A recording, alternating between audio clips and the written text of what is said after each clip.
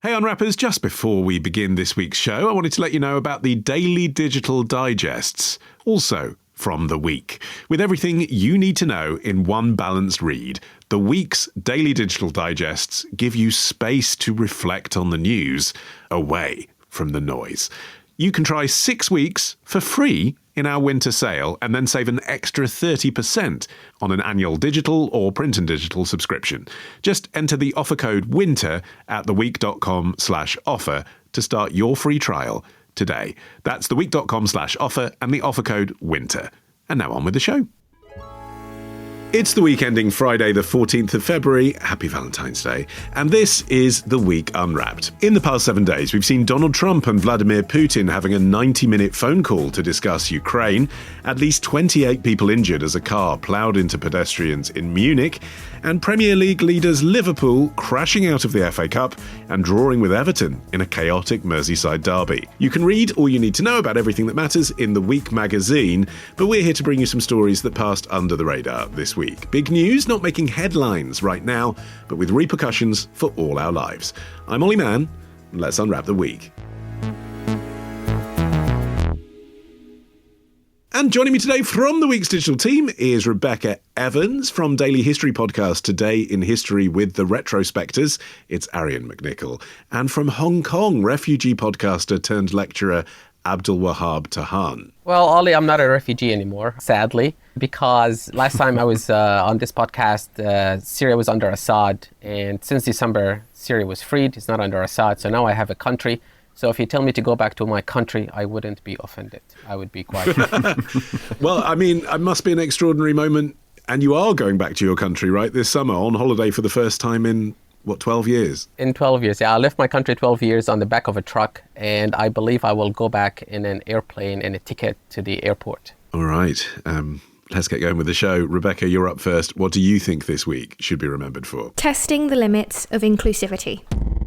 ESFPs are the entertainer. They are the performer. That's like their thing in the Myers-Briggs personalities. It's interesting because compared to the ESFJ, the ESFP is performing, they're performing for other people, but it's mostly for their own benefit because they love it. For ESFJs, it's like, what do you guys want to see? Let me do that. TikToker Frank James, who describes himself as a Myers-Briggs indicator. What's he talking about, Rebecca? Well, he's talking about a type of personality test that people are particularly drawn to on social media. And I think that's what really informs my story, which is this week an investigation by The Big Issue found that many of the UK's biggest companies are using these personality tests to hire for retail roles. But these tests that have been found controversial for years can actually make finding jobs harder, especially for neurodivergent people. It's currently estimated that approximately 15% of the UK population is neurodivergent in some way. So that includes autism, ADHD, and dyslexia, for example. Okay, and for the purposes of our amusement, but also for rigorous journalism, you've done one of these tests. So what did it tell you about you, and was it right? Yes, so in the spirit of the podcast and for testing, I decided to take my own personality test. I had to answer a barrage of questions about how I'd react in certain situations and what actions I was inclined to take, for example. Now, this test has identified me as an empathetic, purpose-driven and insightful communicator. But the negatives are that I am too idealistic, too introverted and stressed over perfectionism. Okay, too introverted doesn't work for a communicator, does it? That's interesting. What companies and industries are using these then? Well, this investigation specifically looks at the retail industry, and I think it's really interesting because a lot of familiar names came up within the investigation as using these tests. It found that John Lewis uses personality tests. Metro Bank uses these psychometric testing for retail roles, as does Morrison's, and Pandora uses what it describes as a non-mandatory retail assessment, which is essentially a personality test. Some companies said they don't use these tests, Zara, Tesco, KFC, Lush and Lidl, but some were less than enthusiastic, shall we say, about revealing either way as to whether these tests were used, such as H&M, Lego, Boss and Boo Avenue. So lots of familiar names there. It shows the prevalence of these tests within the recruitment process, really. Abdul, I wonder whether one of the reasons that companies might be reticent to disclose this information is because if these tests do discriminate against neurodivergent people, that could be a lawsuit. They could face legal repercussions. Yes, but that's very difficult to prove that these tests discriminate against people, because this requires a lot of testing. And if you want to prove something with scientific results, you need to go to the scientist. And there are a lot of scientists who can disprove gravity if you pay them money. I will remind you of the early research on cigarettes, which a lot of scientists found that does not cause cancer or is not related to cancer. And we know that to be false. So it's very difficult to prove something scientifically and convince people that this science is not pseudoscience. Because it's a slightly vague test. It's not as simple as saying we don't want to employ someone who's got one arm. Then you can say that's clear discrimination. Because they're saying we're doing a complicated test, there's lots of variables, it assesses you in a rigorous way. It's quite hard to say, yeah, and you're excluding neurodivergent people. Yes, and it is a third-party test. These companies did not design these tests, so they did not intentionally discriminate against people. They're using a test that's been designed by a third party. And if you argue that, these are discriminatory, well, we can tell you, okay, we can look at the Equality Act of 2010. What does it tell you? It tells you that companies need to require to use reasonable adjustment in hiring processes. What does that mean? It means it gives you a little more time. Just like if you're doing any exam, they give you a little more time. But having some more time because of your needs does not really equate to adjusting these tests. It's just more time to answer. Arian, when did personality tests make it into the world of work and become a tool for hiring? Yeah, their adoption was kind of driven by the corporate world's gradually increasing focus on efficiency and cultural fit and employee engagement, all those buzzwords that are key to the contemporary world of work. But the origins of workplace personality tests can actually be traced back to World War II, when various militaries around the world used assessments to evaluate soldiers' suitability for different roles within the military. And after the war, companies started to adopt those tests, and they were influenced by psychological theories like the Myers-Briggs type indicator test that we heard about it with the clip at the top of this segment. And I assume, Rebecca, that was the one that you did as well, was it Myers-Briggs? Yeah. And that was developed in the 1940s. Then in the 1970s and 80s, management consultancies and HR departments really embraced psychometric testing as a way to optimize hiring, first of all, but also to try to improve team dynamics. I remember my wife actually was put in various meetings when she went for a job at Condé Nast to check if she was going to work with the other people in the office, and that is really sort of key to the way that lots of firms recruit now. In the 1990s, that very concept of corporate culture became really central, and companies started to use tests to ensure that employees would just fit in. More recently, with the rise of data-driven hiring, companies have started using AI-powered personality tests, and then there's been this complete shift to integrating personality assessments into the entire recruitment pipeline. So it's been coming for a long time. Within retail, though, Rebecca, which, as you said, many of these jobs are, public-facing roles and over-application is a thing. These companies get to choose who they want from a large pool. Isn't it legitimate to try and hire employees who are sympathetic, who read people well? And that might inevitably mean that people who are autistic, for example, are perhaps not best placed for those roles. It's not a question of discrimination. It's that you're choosing qualities that autistic people do tend not to have. I don't know. I think that's difficult, because I think we could get on a very slippery slope towards, I know obviously that might not be considered as discrimination, but it could be a very slippery slope towards discrimination if we say that, people with a learning disability aren't suited towards specific roles, and we're kind of blocking people from access to progressing their careers, I think. But it's a test though, isn't it? So, you're saying if you meet these kinds of skills, you're the right person, and that is the skills that people want in those roles. To a certain extent, but what I think is problematic about these personality tests is the very ambiguity of their nature. So a lot of these questions that are being posed, even with my trial of the personality test, I found a lot of the questions not confusing, but that it's clear that they don't have one particular answer. For example, I trust my gut instinct when making decisions. That might be easy for me to answer to a certain way, but what is gut instinct? What type of decisions? Those type of questions will be going through a person's mind, particularly if they are, as we mentioned, thinking in a different way. So the answers that these companies are looking for, an autistic person might be able to provide them, but in the setting of a personality test, it could throw them completely off, particularly because they're so anxiety-inducing and overwhelming for neurodivergent people in the first place. I just think that the very nature of a personality test is almost like a trick. It's designed to catch people out, and that's what I think is problematic about them. I mean, in your world, Abdul, in academia, I guess all sorts of allowances have to be made for people who think differently or, an issue like dyslexia. I mean, that must be something that you confront all the time. How much harder is it for those people, do you think, to make their way into the jobs market? It depends on the culture. It's completely different. In the US, if you go to the US, go to California, and you wait to wait a coffee in Starbucks or any cafe, the people behind you and in front of you will talk to you. The person behind the till is going to talk to you. It's very similar to the UK. I remember when I first arrived in the UK, and the person, I think in Starbucks, said, "Hi, love." And I looked at him like, "What? You're calling me love?" I was just kind of a cultural shock, right? Go to Hong Kong, nobody talks to you. Like, nobody says a word. So these people would fit fine, were perfect. If you start making small talk, people would think you're weird. But one of the problems that with these tests that I totally agree with Rebecca is that, first of all, they are outdated and lack the context. And we have new theories coming up. One of the theories that came after this test was designed is called the third-person effect. And third-person effect theory goes like this. If we ask you, do you think that you are affected by misinformation? And you would say, no, of course not. And then we ask you, do you think people around you are affected by misinformation? And you said, yes, they are. So you think highly of yourself and differently of other people. And this has been, a theory that's very, very common in communication studies. So this test really needs a lot of context, and this test needs rethinking from a different disciplines, not only psychology.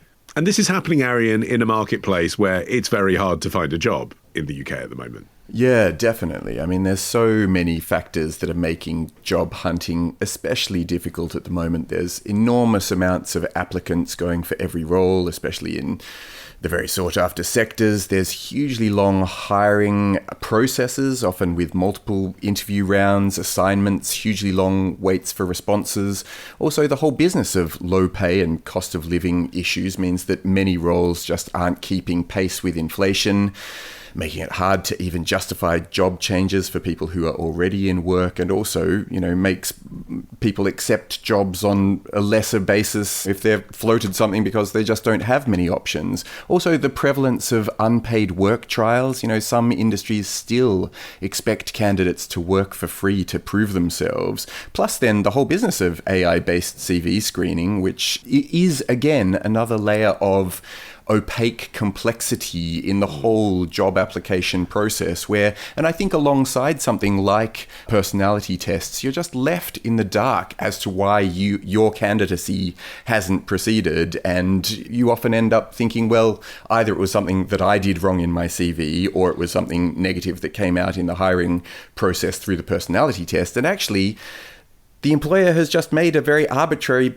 decision that may be based on something a little bit more nefarious than they're willing to let on. And I think that lack of transparency is one of the things that is causing people both headaches and heartache in the whole business of looking for a job these days. Rebecca, what changes could be made to make the whole process of applying for a job better? Well, I think inclusive recruitment is obviously very, very important. And I think that's an issue that the British Association for Supported Employment has been banging the drum on for many years now. And we can see through this investigation that inclusive recruitment is so important.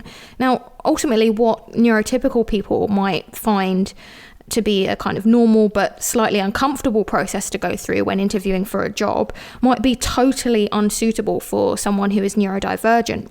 That organisation says that formal interviews can be especially daunting for neurodivergent people. So they suggest instead the idea of a working interview, which allows candidates to be essentially assessed on their ability to do the job rather than their ability just to talk about it or as we're mentioning here, a personality test. Such a working interview essentially gives employers the feel for a candidate in the work setting, sees how they can potentially fit into the team, sees how they take instruction, communicating and managing time. Abdul mentioned reasonable adjustments in the workplace. I think that's equally important in recruitment, but we don't need just equal treatment. We need equity and justice. We need a level playing field that is removing these systemic barriers. So if we look at providing extra time, for instance, that might not be helpful for neurodivergent people, because if they don't understand the questions that are being asked, or if the questions are too nuanced, extra time isn't going to help them in those circumstances. And even when these accommodations are available, a lot of people don't actually realise that they need them in the first place. So I think ultimately there needs to kind of be a holistic approach about the ways that we are recruiting into the workforce, providing assessments that highlight a person's abilities rather than this kind of inane focus on personality traits that a person may or may not have. Okay, up next, why Nigel Farage is weighing in on the Chagos Islands. That's after this.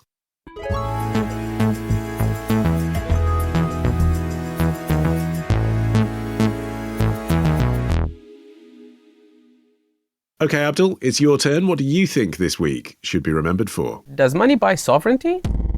Turns out from the Times today that Keir Starmer took a big trip out there in 2013. He's allied to his Attorney General, who thinks everything about the British Empire was racist and that we should pay reparations.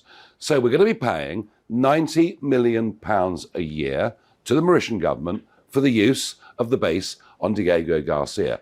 Reform UK leader Nigel Farage on social media on Friday. Abdul, what's the story? Through Nigel Farage, we've learned this week that the UK deals with Mauritius to lease Diego Garcia Island will cost the taxpayers £52 billion over 99 years. So for the price of £90 million a year, the USA gets to keep the military airbase on the island. Yeah, so this is part of the deal that the UK government is agreeing with Mauritius for use at the Chagos Islands in the form of that US-UK military base. We, the UK, are going to pay £90 million a year for 99 years to the Mauritians. That is correct. And to understand this, you need to go back in history to understand that in the 1960s and 70s, when the UK forcibly removed over 1,500 Chagosians from their homeland to make way for the US military base there in Diego Garcia. And then back in 1968, the UK government paid the Mauritius government £3 million in return to keep Diego Island. And Mauritius gets to keep their sovereignty, or they earn their sovereignty. And in 2019, there was an international court justice ruling deemed the UK control over Chagos illegal.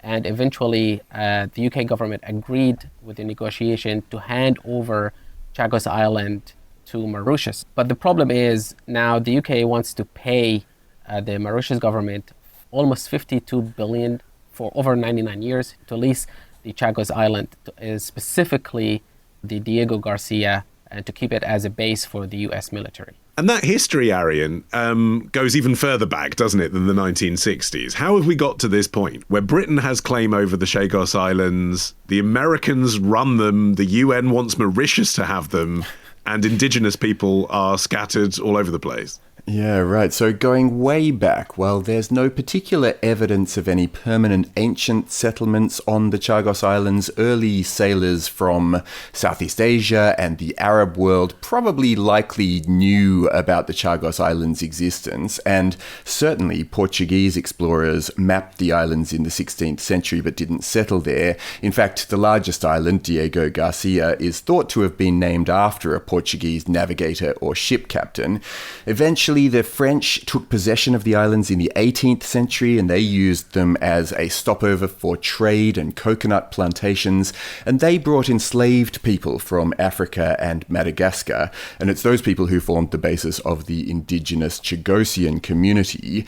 Then in 1814, after the Napoleonic Wars, that's when Britain took control of the islands, as Abdul was saying, as part of its takeover of Mauritius, and the Chagos Island then became a dependency of the British colony of Mauritius Mauritius, and over generations, the Chagosians, or Ilwa as they call themselves, developed their own culture, living on the islands for nearly 200 years. And then you had this legal wrangle that began to emerge after the handover, where basically the International Court of Justice in 2019, as Abdul said, issued this advisory ruling that the UK should return the islands to Mauritius. And this was later backed by the UN General Assembly. And then in October last year, the UK and Mauritian governments reached this historic agreement to transfer the sovereignty of the Chagos Island. And it seemed like this absolute diplomatic triumph for the new Labour government, which would end decades of legal disputes over the ownership of the islands. But, it's really just the beginning of the story, as we're about to discuss, not least for the Chagosians, who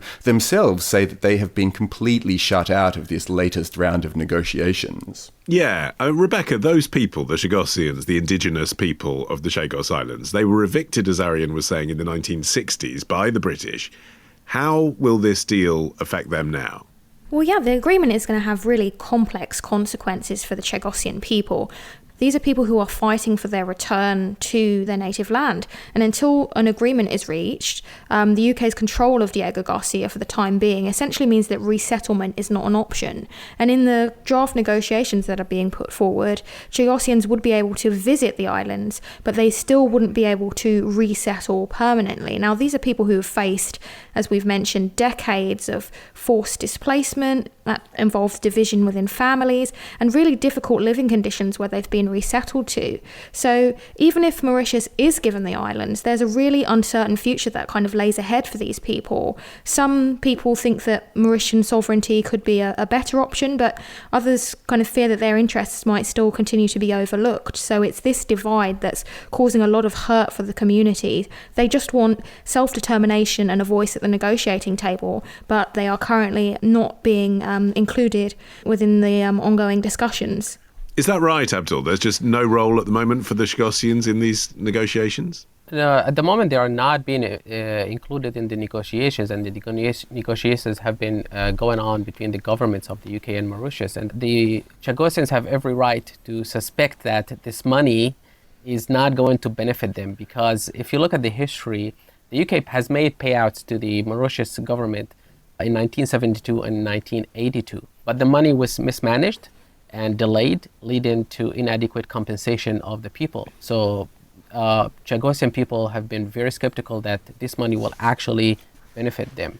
Yes, but I mean, the people that Nigel Farage is appealing to, obviously, with that Instagram post, are people who would say, what's this got to do with me? If I live in Britain in 2025, why should I be paying £90 million a year to Mauritius for something that I never voted for, I had nothing to do with? Why do you sell a piece of land and then pay the buyer? Well, of course, Farage is outraged, because if there's one thing that he hates more than foreigners, it's paying them money.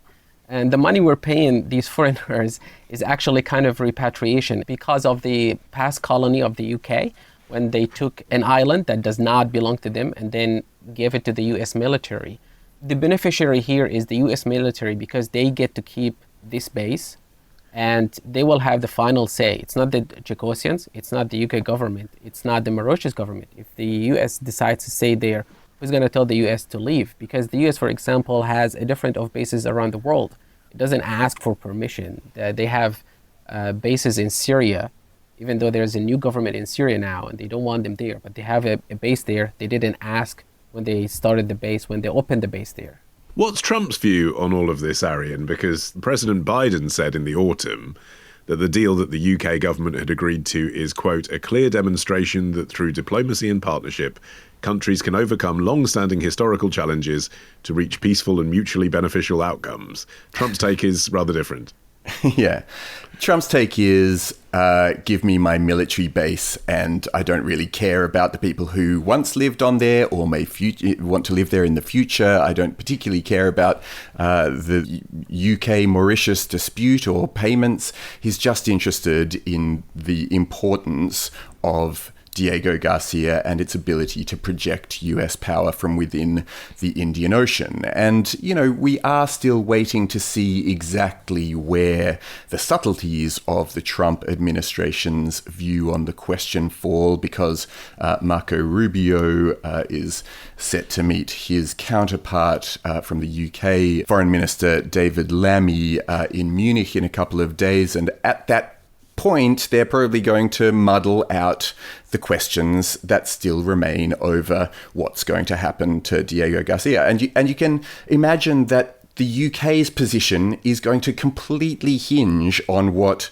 is the outcome of that conversation, because Starmer's in the complicated spot of wanting to keep on side both the international diplomatic and sort of trade community that will see this as a win, because primarily most of the world does see the Chagos Islands as a hangover from Britain's old colonial past and doesn't mind the idea of Britain handing that back to Mauritius. At the same time, Starmer very much cares about what Trump wants, and he doesn't want to have tariffs slapped on Britain, and pretty much all of the world is cowering at the notion that Trump may put tariffs on them at the moment, and it is a very significant weapon that he wields. And I think that Starmer is just trying to tread that very complicated fine line between what he intuits Trump may want out of this and what the rest of the world, what will look good in the eyes of the rest of the world. Yeah, and from that point of view, Abdul, do you see a common thread in Trump's MO? We have Gaza, where Trump is expressing an opinion about what America might do with the land without consulting the Palestinians. We have now Russia-Ukraine, where as well, Trump had the conversation, didn't he, with the president of Ukraine, but it's pretty clear that it will be Trump's decision as to how the peace process starts. Is there something similar happening here, where the very people whose land it is really aren't being involved in the conversation? It's very similar, and it's in contention with the international law, because international law tells you that you cannot forcefully move people from their land. And this is something we've seen in former colonies of the UK, for example, Palestine, Hong Kong, where they're not moving it, but there are problems with Hong Kong and China because of past colony, and now Chagosians. And in each of these places, the people themselves who are affected, the stakeholders, were not consulted. And it's very difficult for people to have a voice, because it's between governments. Governments make these transitions. And I understand a lot of people say they want to go back home, and this is our home and this is our land. But research shows that a lot of people, once they leave to a better economic place, they do not go back. As much as they would say that we're going to go back, they don't go back. So there's research back in 2023, 2 years ago, on Syrian refugees in Germany and Turkey. And it found out that women and married people who live in a better situation, they're not going to go back to Syria. The same thing happened in the Chagosians. A lot of them came to England. In 2022, the UK offered them path to citizenship. They can come to the UK and live as citizens. And I think we do not have exact numbers, but up to 3,500 have arrived in Crowley up until last year. So these people are not going to go back, but they would love to say, yes, this is our land. We're going to go back just like everyone else. Yeah, well, I mean, as you were saying, Rebecca, the Chagosians were evicted in the 1960s. So obviously that number of people is dwindling, isn't it? What we're talking about here is a younger population of people who have perhaps never been there and thinking about whether they want to, quote unquote, go back. Yeah, definitely. And I think that's pretty much true of a lot of the diasporan communities, as Abdul was mentioning, across the world.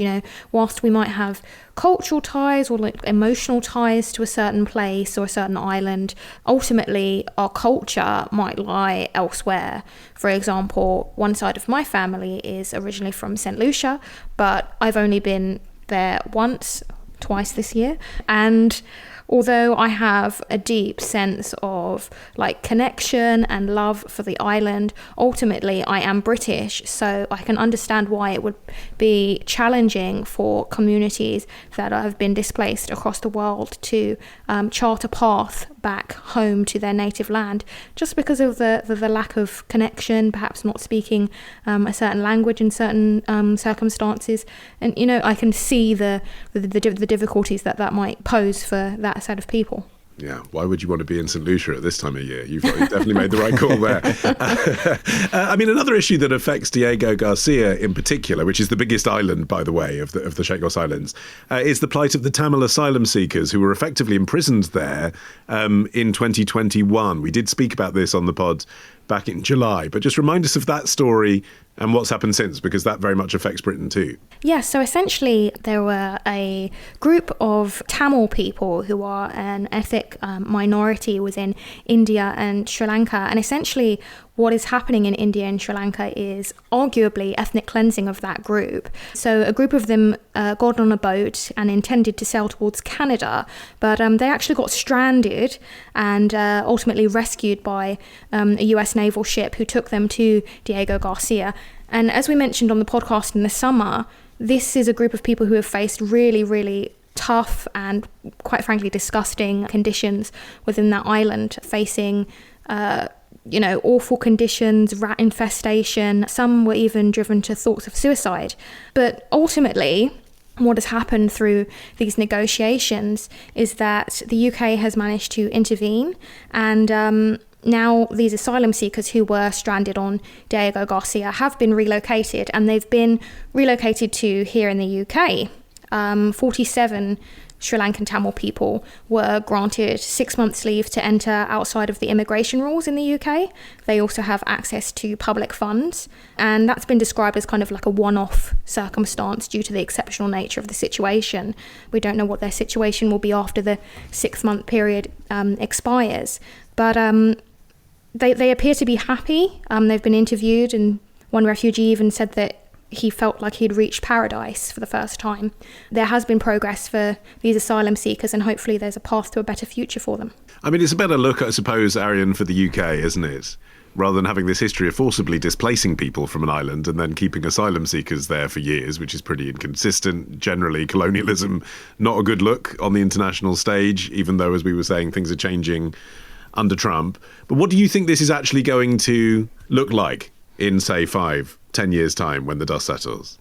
Gosh, it's really hard to say. I think that now the UK is in a very difficult position because there are these enormous pressures from without and from within. You know, Nigel Farage is leading the charge on talking about the enormous amount of money that the UK will be paying for the privilege of having access to something that it currently has access to for free.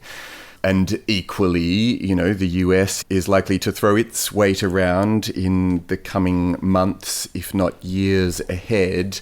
And I think, unfortunately, you know, much as we're talking about the Chagosians wanting to have their voices heard in this conversation, I think they are the people who are going to continue to very much not have any say in their own future and their relationship to the land that they had to abandon not so very long ago. And so, you know, they really are standing by, being buffeted by these enormous forces. But quite frankly, I think the UK is as well, really. It's Starmer's in a very, very tricky situation here, and I don't really see an easy way out given all of the people who are going to be upset with him on either side, no matter how things go.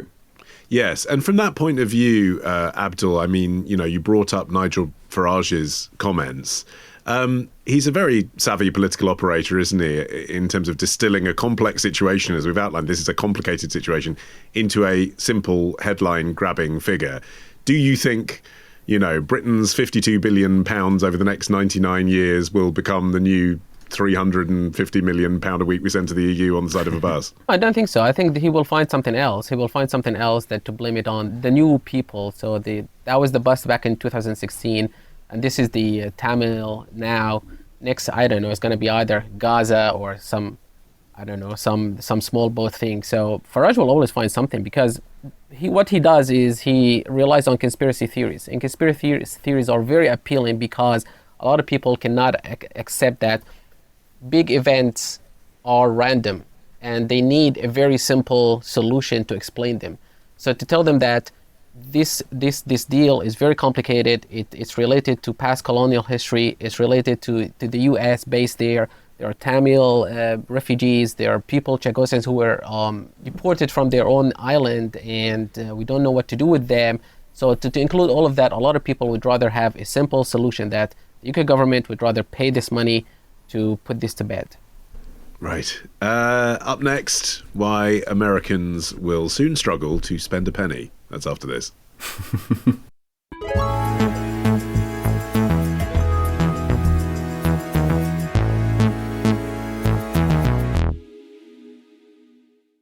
Arian, you're finishing the show. What do you think this week should be remembered for?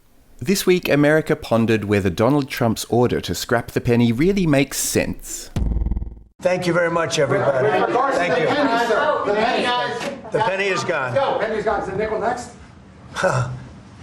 What about the dime? What about anything? Good luck. The penny is gone. Your message to The penny cost this government a lot of money. Thank you, guys. Thank you very much. Thank you.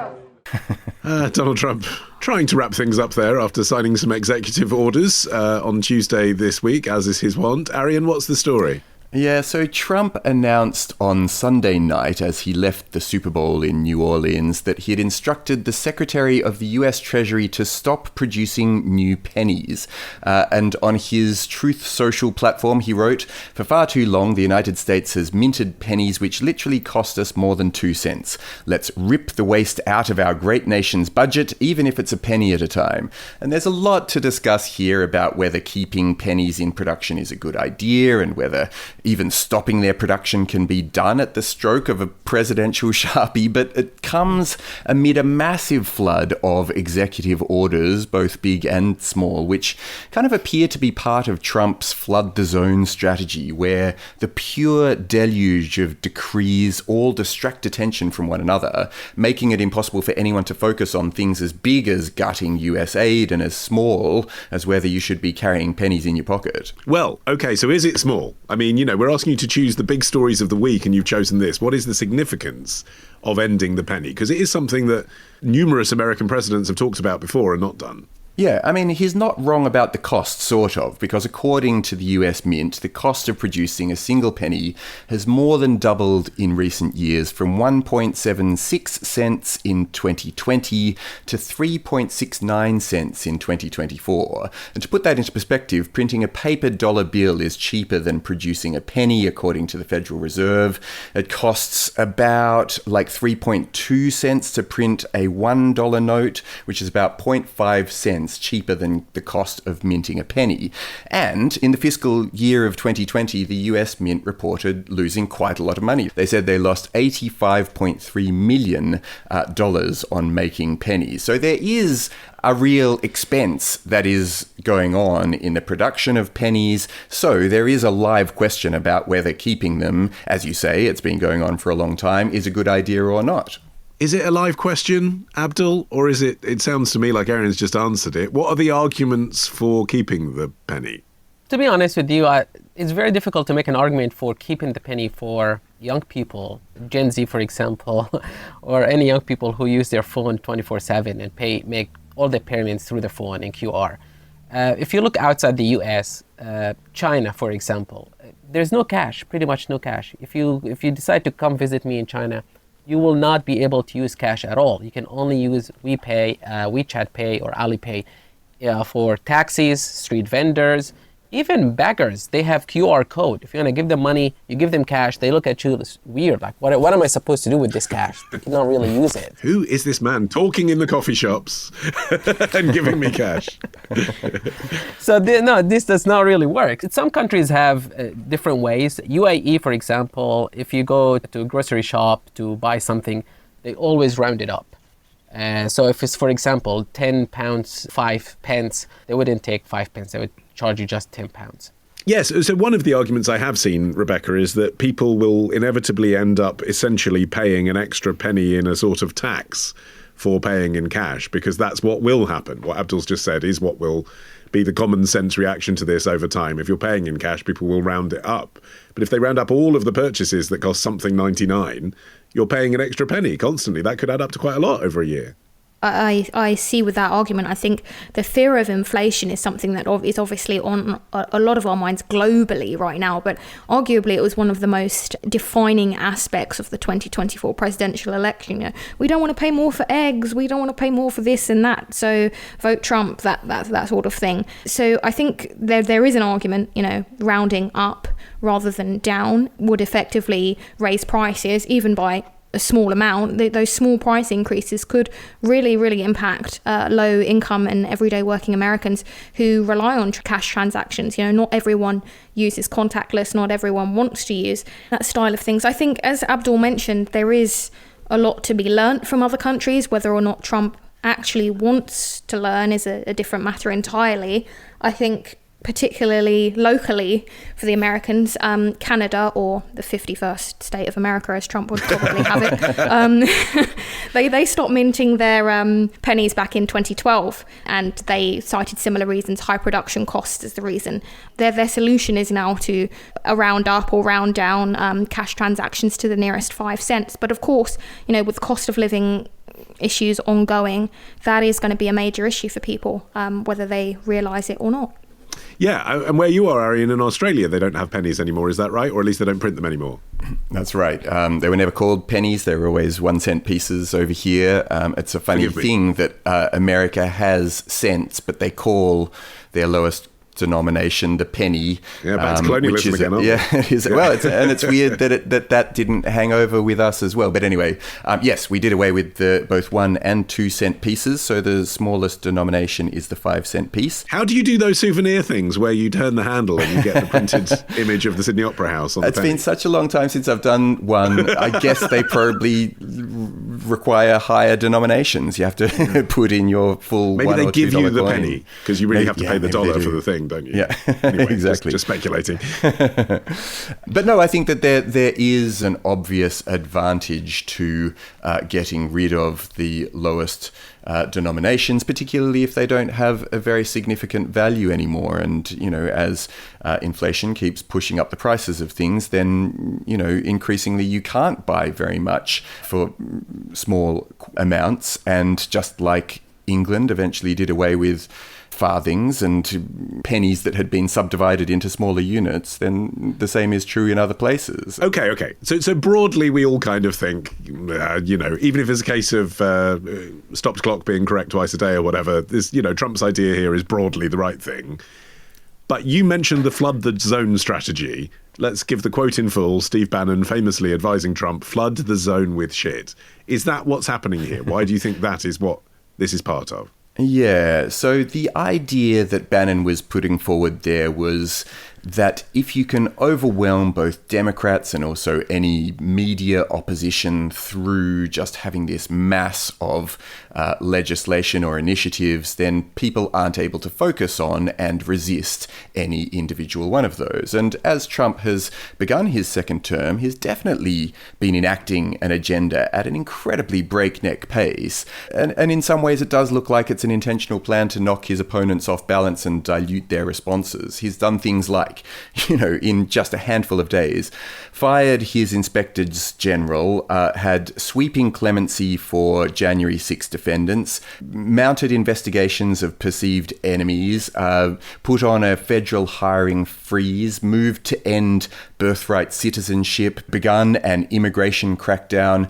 terminated diversity, equity, and inclusion programs, etc. You know, just this enormous amount of stuff. And then the very small looking things like ending pennies and also stuff like banning paper straws so as to return to plastic ones. And all of that together does make for a complicated array of kind of diverse initiatives that, if you care about any or even multiple ones of those, it's quite hard to focus your mind on, for example, trying to combat his attitude to removing undocumented migrants whilst also stopping the rollout again of plastic straws. It's a really difficult thing to fight. You're nodding, Rebecca.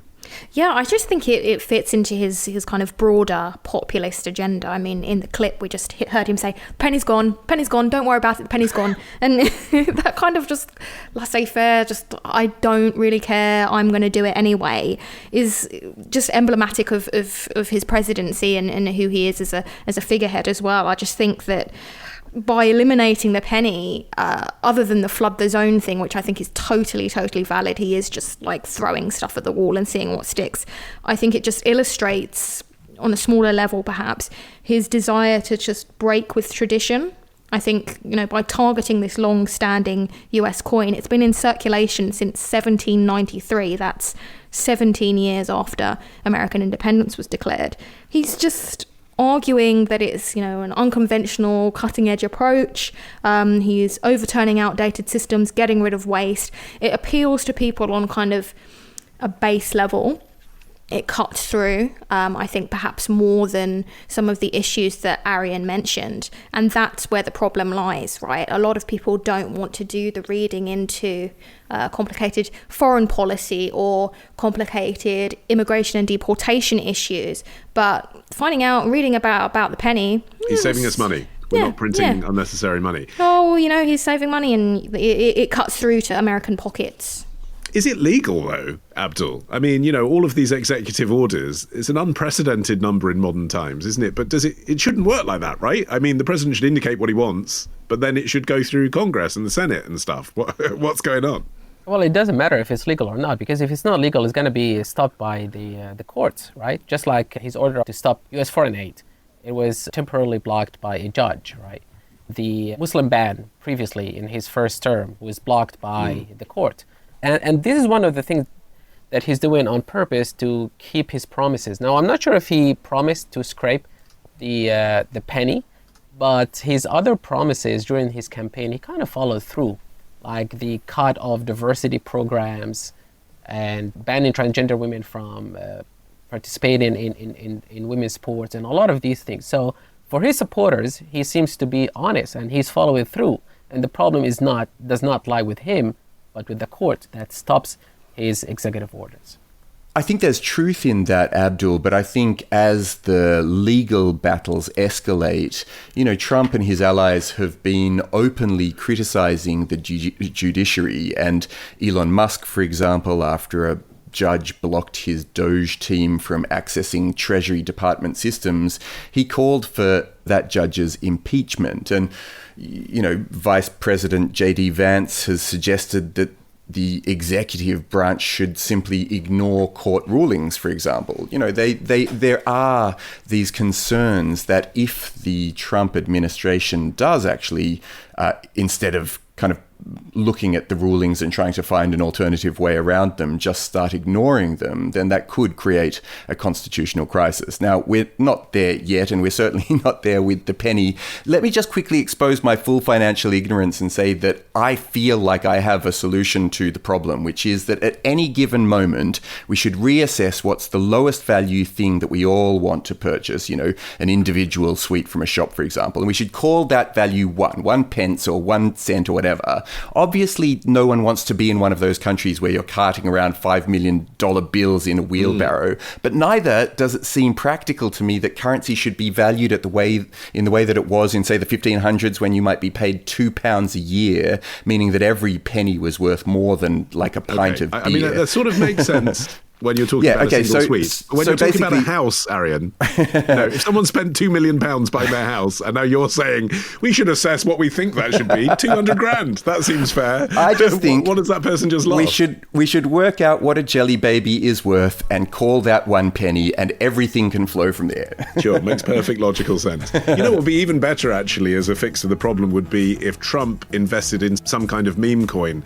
Oh, hold on, he's done that. My thanks to Arian, Abdul and Rebecca. You can follow this show for free. You can get every episode as soon as it's released. Just search for The Week Unwrapped wherever you get your podcasts and then tap follow. You'll also get 6 free issues of The Week magazine with a trial subscription if you go to theweek.com/subscriptions. In the meantime, I've been Ollie Mann. Our music is by Tom Morby, the producer, Ollie Peart at Rethink Audio. And until we meet again to unwrap next week, bye-bye.